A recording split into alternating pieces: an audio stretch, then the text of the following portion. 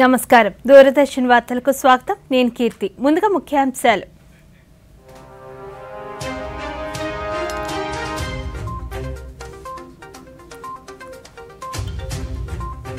ప్రపంచ దృష్టిని ఆకర్షిస్తున్న భారత రక్షణ సామర్థ్యం నేషన్ ఫస్ట్ లక్ష్యంతో రక్షణ సిబ్బంది తమ కర్తవ్యాన్ని నిర్వర్తిస్తున్నారన్న రాష్ట్రపతి ద్రౌపది ముర్ము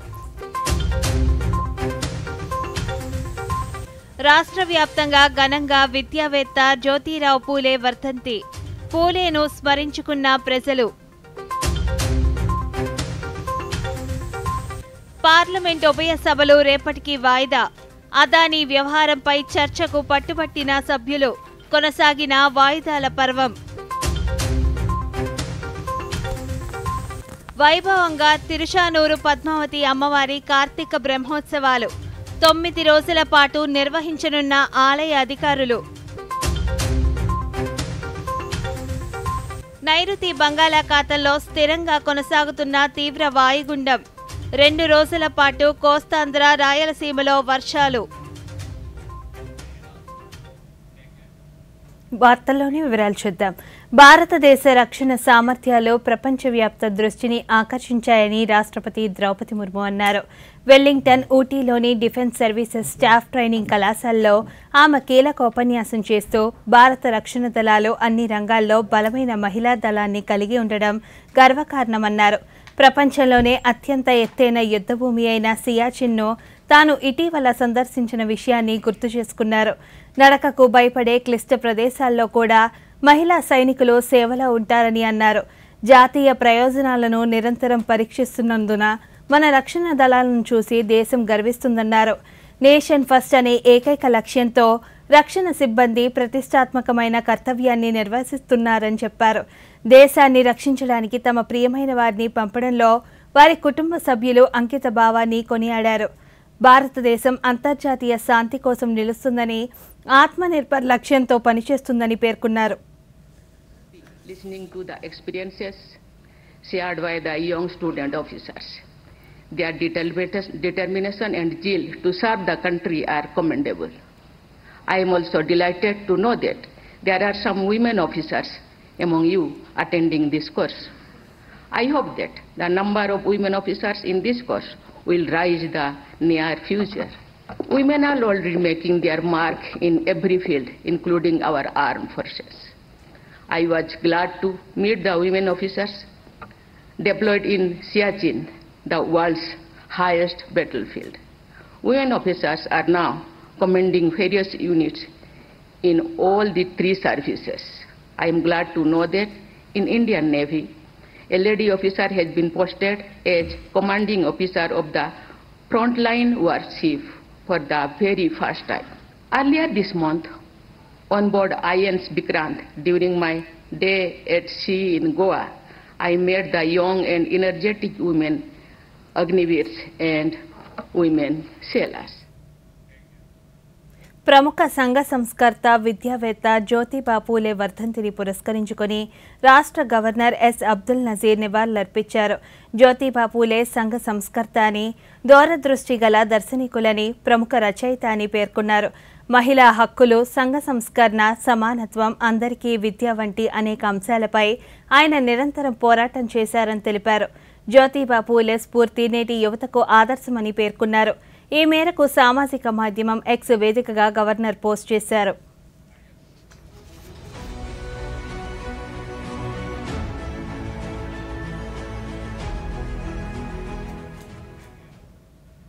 మహాత్మా జ్యోతిబా పూలే వర్ధంతిని పురస్కరించుకుని రాష్ట్ర ముఖ్యమంత్రి నారా చంద్రబాబు నాయుడు ఘన నివాళులర్పించారు బడుగు బలహీన వర్గాల సముద్ధరణకు జ్యోతిబా పూలే ఎంతో కృషి చేశారని తెలిపారు ఆయన చూపిన బాట నేటికి ఆదర్శమని పేర్కొన్నారు జ్యోతిబా పూలే స్ఫూర్తితో రాష్ట్ర ప్రభుత్వం ముందుకు సాగుతుందని తెలిపారు ఈ మేరకు ముఖ్యమంత్రి ఎక్స్లో పోస్ట్ చేశారు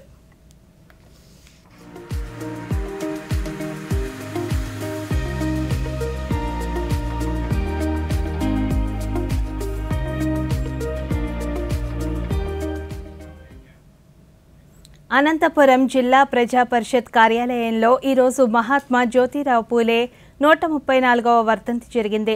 ఈ కార్యక్రమానికి రాష్ట్ర శాసనసభ వ్యవహారాల శాఖ మంత్రి పయ్యావుల కేశవ్, ప్రభుత్వ విప్ కాలువ శ్రీనివాసులు పూలే విగ్రహానికి పూలమాలలు వేసి నివాళులర్పించారు. అనంతరం మంత్రి మాట్లాడుతూ సమాజంలో మార్పును తీసుకొచ్చి స్ఫూర్తిని నింపే వ్యక్తులకు స్మరించుకోవడం అందరి బాధ్యత అన్నారు. ప్రభుత్వ విప్ కాలువ శ్రీనివాసులు మాట్లాడుతూ సమాజంలో సామాజిక అంతరాలను తొలగించాలని మొట్టమొదటిసారిగా పోరాటం చేసిన వ్యక్తి పూలేనని అన్నారు.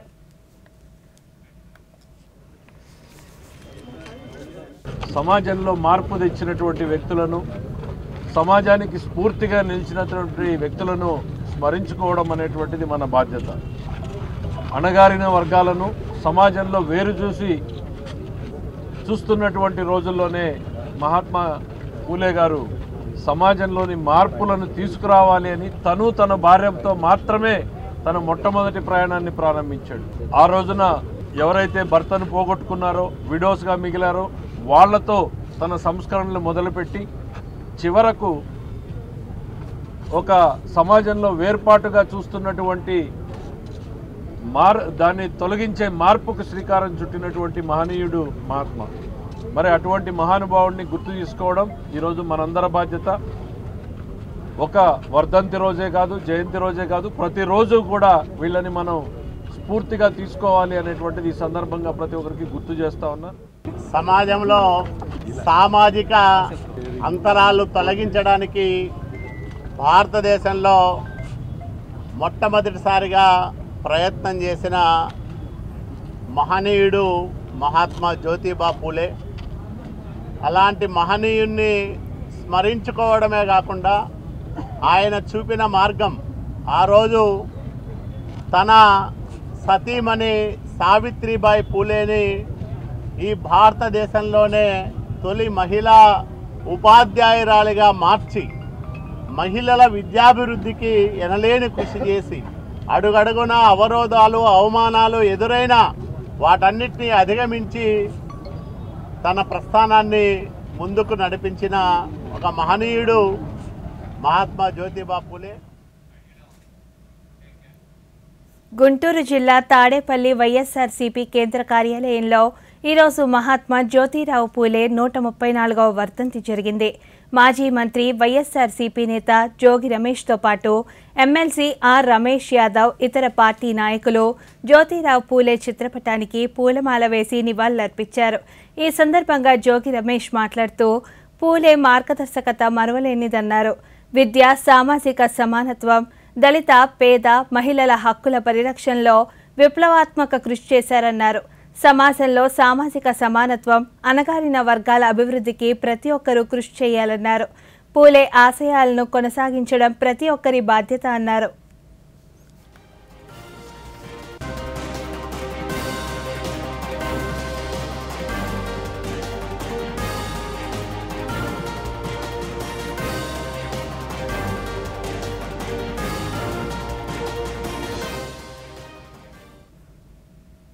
తిరుపతి జిల్లా నారావారిపల్లెలో ఈరోజు ముఖ్యమంత్రి నారా చంద్రబాబు నాయుడు సోదరుడు నారా రామ్మూర్తి నాయుడు కర్మక్రియలు జరిగాయి. ఈ కార్యక్రమంలో ముఖ్యమంత్రితో పాటు కుటుంబ సభ్యులు, ఇతర గ్రామస్తులు పలువురు పెద్ద కర్మకు హాజరయ్యారు. చంద్రగిరి మాజీ ఎమ్మెల్యే నారా రామ్మూర్తి నాయుడు ఈ నెల 16న చనిపోయారు. స్వగ్రామం నారావారిపల్లెలో అంత్యక్రియలు జరిగాయి. 11 రోజులకు జరగాల్సిన కర్మక్రియలకు ముఖ్యమంత్రితో సహా పలువురు రాష్ట్ర మంత్రులు, శాసనసభ్యులు, పార్టీ నాయకులు హాజరయ్యారు. ఈ సందర్భంగా రామ్మూర్తి నాయుడు చిత్రపటానికి పుష్పాంజలి ఘటించారు.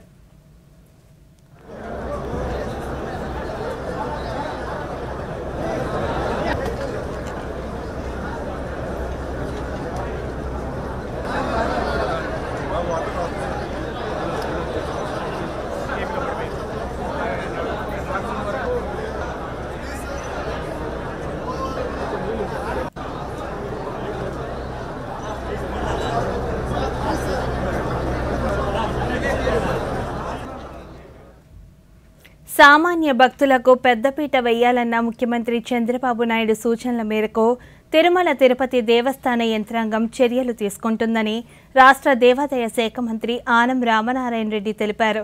మంత్రి ఈరోజు తిరుమల శ్రీవారిని దర్శించి మొక్కులు తీర్చుకున్నారు. ఆలయ అధికారులు ఆయనకు స్వాగతం పలికి దర్శన ఏర్పాట్లు చేశారు. దర్శనానంతరం రంగనాయకుల మండపంలో వేద పండితులు ఆశీర్వదించగా అధికారులు తీర్థ ప్రసాదాలు అందజేసి శేషవస్త్రంతో సత్కరించారు. ఈ సందర్భంగా మంత్రి మీడియాతో మాట్లాడుతూ తాము అధికారంలోకి వచ్చిన తర్వాత తిరుమలలో చాలా మార్పులు తీసుకొచ్చామన్నారు. ఇకపై ప్రతి నెల తిరుమల వ్యవహారాలపై స్వయంగా సమీక్షిస్తామని చెప్పారు. వివాదాలు తలెత్తినటువంటి ఈ తిరుమలలో ఇవాళ ఏ వివాదం లేకుండా సామాన్య భక్తులకి ప్రాధాన్యతనిస్తూ స్వామివారి దర్శన భాగ్యం ప్రతి ఒక్కరికి కలిగే విధంగా ఏర్పాటు చేయడం జరుగుతుంది. ప్రసాదాలలో ఇవాళ ఉన్నత శ్రేణి కనబడుతూ ఉంది. అన్ని ప్రసాదాలు కూడా వచ్చిన వాళ్ళందరూ తిని చూసి బాగున్నాయి, మంచి ప్రసాదాలు ఇస్తున్నారు. ఇప్పుడు ఈ యొక్క తిరుమల తిరుపతి దేవస్థానంలో ఇప్పుడు ఉన్నటువంటి పాలకవర్గం బాగా పనిచేస్తుందని చెప్పి అక్కడ ఉన్నటువంటి కంప్లైంట్ బుక్లో కూడా చూడడం జరిగింది. గతంలో కంప్లైంట్ బుక్ అనేది ఇక్కడ కనపడేది కాదు. మా రాష్ట్ర ముఖ్యమంత్రి శ్రీ చంద్రబాబు నాయుడు గారి యొక్క అపేక్ష, అభిలాష అవన్నీ నెరవేర్చే విధంగా పాలకవర్గం కానీ, దేవాదాయ శాఖ కానీ, ప్రభుత్వం కానీ పూర్తి స్థాయిలో పనిచేస్తుందనేటువంటి విశ్వాసం, నమ్మకం మాకుంది. ఎన్నికల మేనిఫెస్టో అమలుకు ప్రభుత్వం చొరవ చూపకపోవటం విచారకరమని పూర్వ ముఖ్యమంత్రి వైఎస్ జగన్మోహన్ రెడ్డి అన్నారు.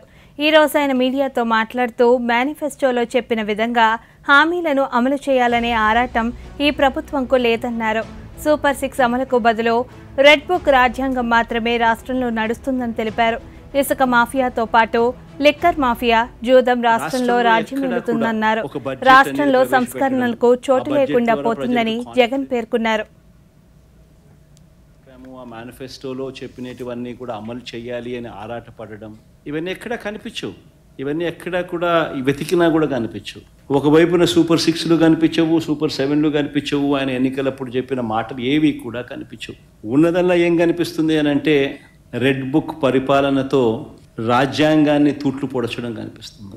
రాష్ట్రంలో ఈరోజు ఏం కనిపిస్తూ ఉంటాయి అని అంటే లిక్కర్ స్కాము, శాండ్ స్కాము దగ్గర నుంచి మొదలు పెడితే ప్రతి నియోజకవర్గంలో ప్యాకెట్ క్లబ్బులు, ప్రతి నియోజకవర్గంలోనూ మాఫియాలు. ఏ నియోజకవర్గంలో ఈరోజు ఏ మైనింగ్ యాక్టివిటీ చేయాలన్నా, ఏ పరిశ్రమ నడపాలన్నా ఈరోజు ఎమ్మెల్యేలకు ఇంత, చంద్రబాబుకి ఇంత అని కలెక్షన్ మెకానిజంతో ఒక మాఫియా సామ్రాజ్యం నడుస్తూ ఉంది. ఈరోజు ఒకవైపున అన్ని రకాలుగా రాష్ట్రం వెనకడుగులు వేస్తూ ఉంటే, తిరోగమనంలో రాష్ట్రం ఉంటే, మరోవైపున మనం తీసుకొచ్చిన సంస్కరణలు ఈరోజు కళ్ళ ఎదుటే నీరు గారిపోతూ ఉన్న పరిస్థితులు ఈరోజు కనిపిస్తూ ఉన్నాయి. ఎప్పుడూ కూడా రాష్ట్రంలో జరగని విప్లవాత్మక మార్పులు తీసుకురాగలిగాం.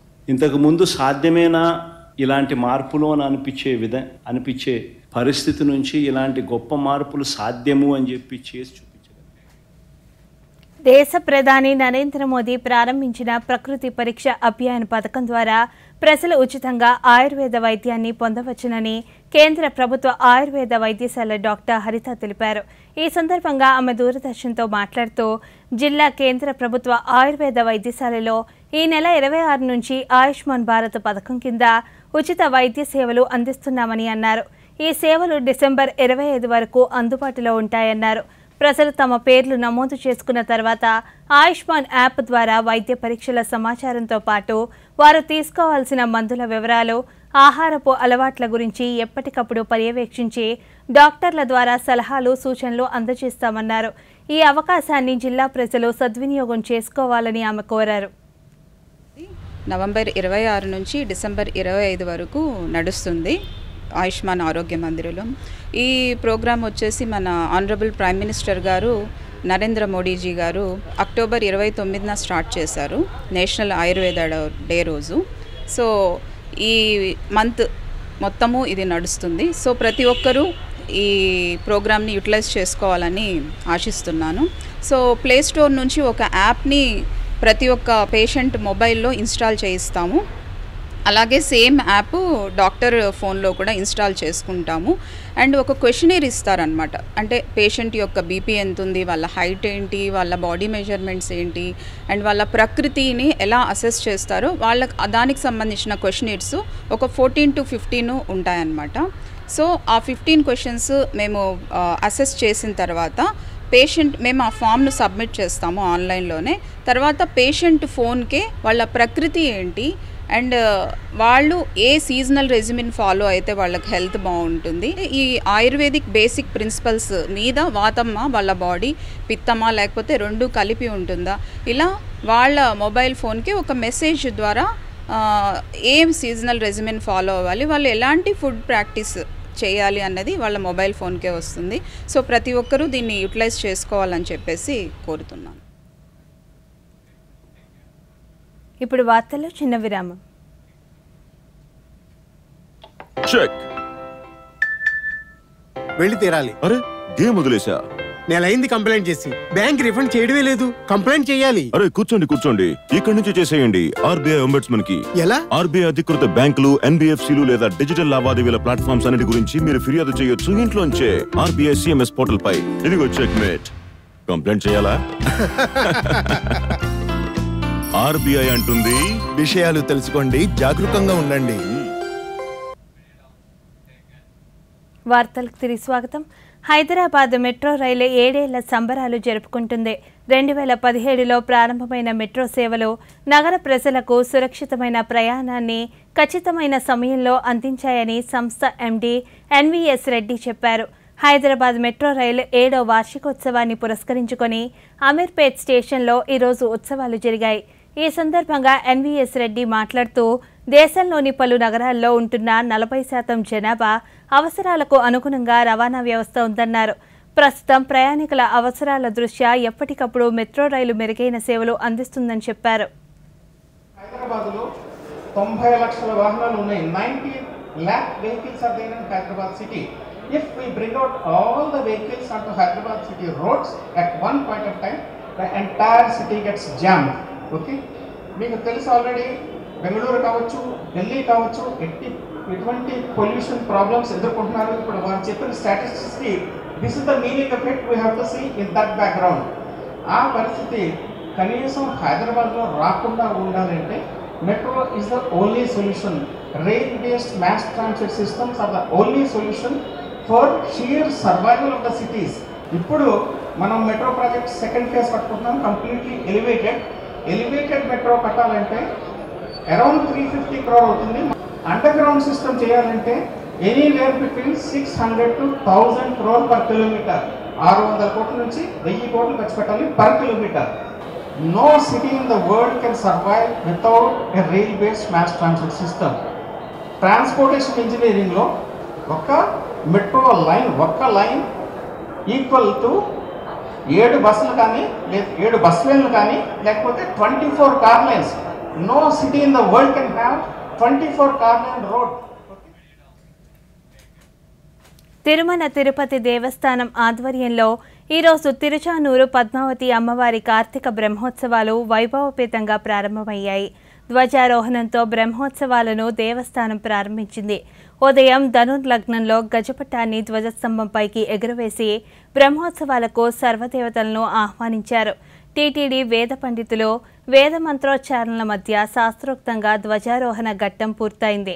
9 రోజుల పాటు బ్రహ్మోత్సవాలు జరగనున్నాయి.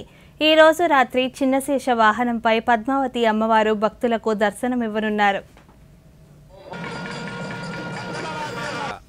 ఆరాధన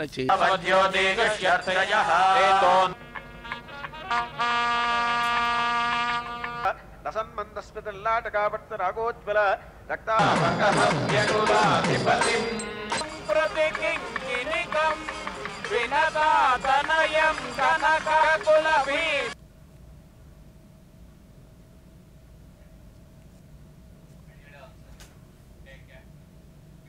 నైరుతి బంగాళాఖాతంలో వాయుగుండం తటస్థంగా కొనసాగుతుంది.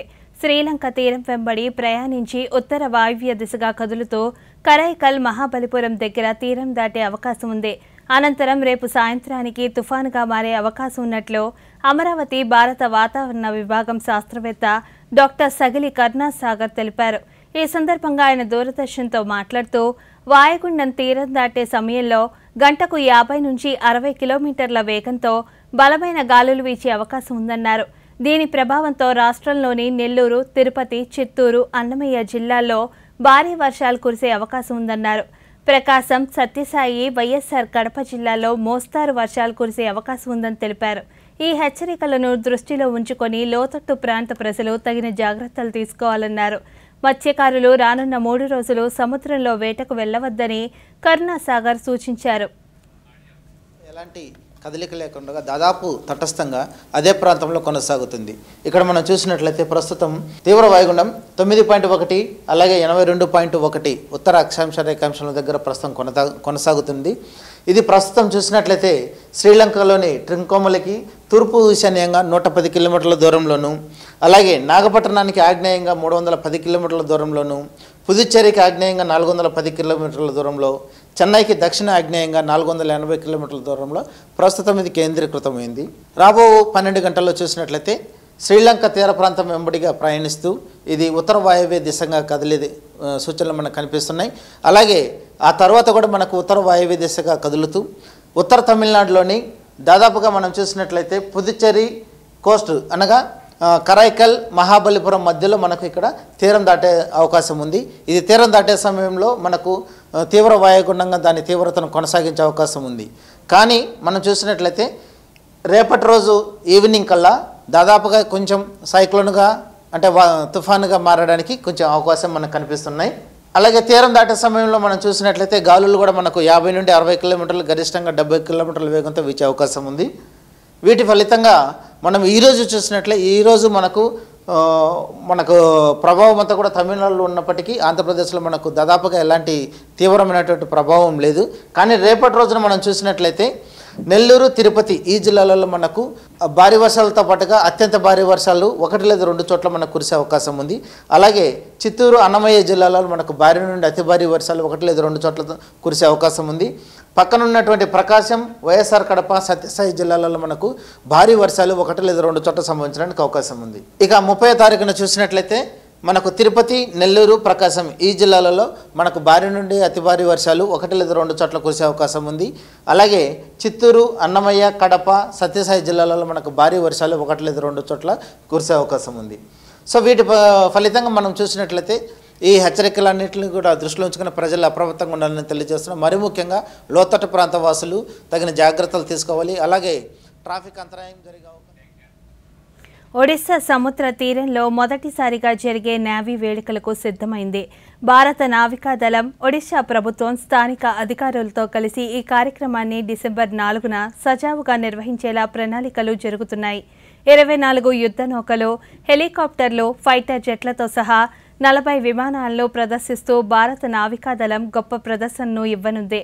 ఈ మేరకు ఒడిశాలోని blue flag beach of puri వెంబడి సముద్రంలో అద్భుతమైన సముద్ర శక్తి సామర్థ్యాలు, కార్యాచరణ బలాన్ని ప్రదర్శించేందుకు భారత నావికాదళం సిద్ధమవుతుంది. ఒడిశాలో జరిగే ఈ మొట్టమొదటి నేవీ డే వేడుకలకు రాష్ట్రపతి ద్రౌపది ముర్ము ముఖ్య అతిథిగా హాజరు కానున్నారు. వేలాది మంది ప్రేక్షకులు, పర్యాటకులు, అతిథుల సమక్షంలో ఈ కార్యక్రమం జరగనుంది.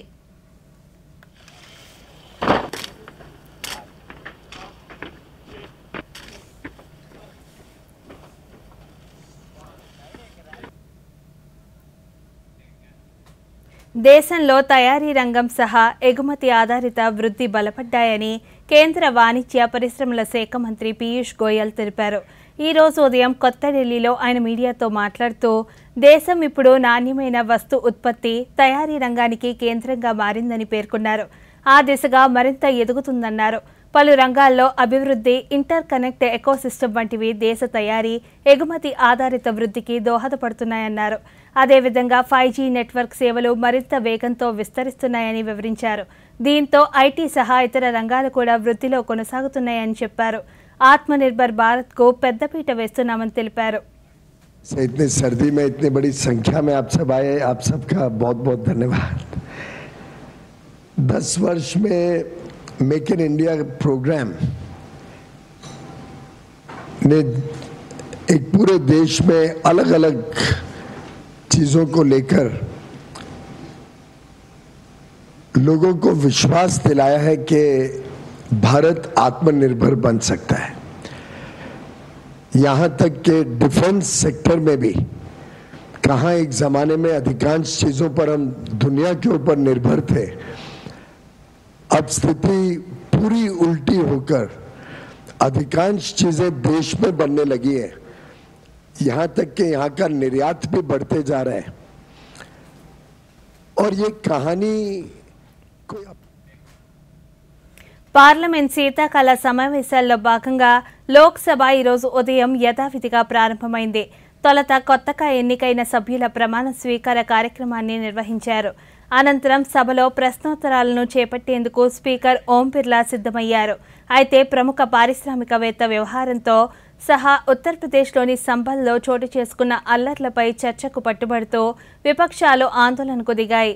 ఈ సందర్భంగా జోక్యం చేసుకున్న స్పీకర్ ఓం బిర్లా ప్రతిరోజు ఇలా ఆందోళన చేయడం సరికాదని, ప్రజలు ఓట్లు వేసి గెలిపించింది నిరసనలు ఆందోళనలు చేసేందుకు కాదని వ్యాఖ్యానించారు. అన్ని అంశాలపై చర్చకు సభ సిద్ధమేనని, అయితే సరైన విధానంలో రావాలని ఆయన సభ్యులకు సూచించారు. ప్రజలు అన్నీ గమనిస్తున్నారని పేర్కొన్నారు. అయినప్పటికీ విపక్ష సభ్యులు శాంతించకపోవడంతో సభను శుక్రవారం 11 గంటలకు వాయిదా వేశారు. लेकिन मर्यादित आचरण रखा था, आपका ये मर्यादित आचरण नहीं है। आप अपनी अपनी सीट पर दें, मैं आपको पर्याप्त समय पर्याप्त अवसर हर मुद्दे पे दूंगा। आप सदन चलाना चाहते हैं, चर्चा करना चाहते हैं, सदन की कार्रवाई आज 12 बजे तक के लिए स्थगित की जाती है। రాజ్యసభలోనూ వాయిదాల పర్వం కొనసాగింది. ఈ రోజు ఉదయం సభ ప్రారంభం కాగానే విపక్ష సభ్యులు అదానీ సహా ఇతర అంశాలపై చర్చ కోరుతూ నోటీసులు ఇచ్చారు. అయితే 0 అవర్ కొనసాగుతుందని, చర్చలకు ఇప్పుడు సమయం కాదని రాజ్యసభ చైర్మన్ జగదీప్ ధన్కర్ స్పష్టం చేశారు. అయినప్పటికీ సభ్యులు ఆందోళనకు దిగడంతో సభను శుక్రవారం ఉదయం 11 గంటలకు వాయిదా వేశారు. कार से संबंधित किसी प्रस्ताव पर, प्रस्ताव भी है सर, किसी नियम का लागू होना निलंबित कर दिया जाए और यदि ये प्रस्ताव स्वीकृत हो जाता है तो संबंधित नियम उस समय के लिए निलंबित कर दिया जाएगा, परंतु ये और कि ये नियम उस समय में लागू नहीं होगा जहां नियमों के विशेष अध्याय के अधीन किसी नियम के निलंबन के लिए पहले से ही कोई జార్ఖండ్ అసెంబ్లీ ఎన్నికల్లో జేఎంఎం కూటమి ఘన విజయం సాధించడంతో జార్ఖండ్ కొత్త ముఖ్యమంత్రిగా ఈరోజు హేమంత్ సోరెన్ ప్రమాణ స్వీకారం చేశారు. ఈ కార్యక్రమానికి కాంగ్రెస్ సీనియర్ నేత, పార్లమెంట్లో విపక్ష నాయకులు రాహుల్ గాంధీ, ఆర్జేడీ నేత తేజస్వి యాదవ్ సహా ఇండీ కూటమికి చెందిన అగ్రనేతలు హాజరయ్యారు. ఇండీ కూటమి ఇటీవల జరిగిన అసెంబ్లీ ఎన్నికల్లో 81 స్థానాలకు గాను 56 స్థానాలు గెలుచుకొని రెండోసారి కూడా అధికారాన్ని సొంతం చేసుకున్న విషయం తెలిసిందే. జార్ఖండ్ ముఖ్యమంత్రిగా హేమంత్ సోరెన్ 4వసారి ప్రమాణ స్వీకారం చేశారు. ఆ రాష్ట్ర గవర్నర్ సంతోష్ గంగ్వార్ ఆయనతో ప్రమాణ స్వీకారం చేయించారు. सत्यनिष्ठा से प्रतिज्ञान करता हूं कि विधि द्वारा स्थापित भारत के संविधान के प्रति मैं विधि द्वारा स्थापित भारत के संविधान के प्रति सच्ची श्रद्धा और निष्ठा रखूंगा। मैं भारत की प्रभुता एवं अखंडता अक्षुण्ण रखूंगा। मैं झारखंड राज्य के దేశీయ స్టాక్ మార్కెట్ సూచీలు ఈరోజు భారీ నష్టాల్లో ముగిశాయి. సెన్సెక్స్ 1190 పాయింట్లు, నిఫ్టీ 360 పాయింట్ల చొప్పున నష్టపోయాయి. ఉదయం స్వల్ప లాభాలతో ప్రారంభమైన సూచీలు సాయంత్రానికి నష్టాల్లోకి జారుకున్నాయి. సెన్సెక్స్ ఉదయం 80,281 పాయింట్ల వద్ద స్వల్ప లాభాల్లో ప్రారంభమైంది. ఆ తర్వాత ఏ దశలోనూ కోలుకోలేదు. చివరికి 1190 పాయింట్ల నష్టంతో 79,918 వద్ద ముగిసింది. నిఫ్టీ సైతం 360 పాయింట్ల నష్టంతో 23,914 పాయింట్ల వద్ద స్థిరపడింది. డాలర్తో రూపాయి మారకం విలువ 9 పైసలు క్షీణించి 84 రూపాయలుగా ఉంది.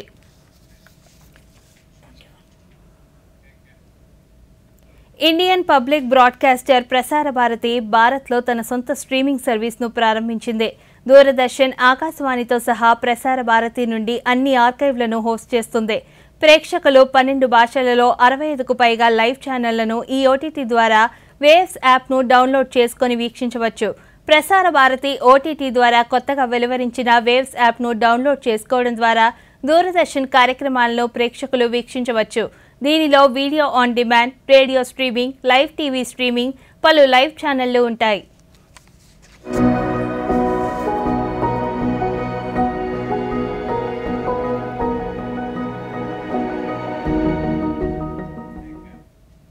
ఈ వార్తలు ఇంతతో సమాప్తం. నమస్కారం.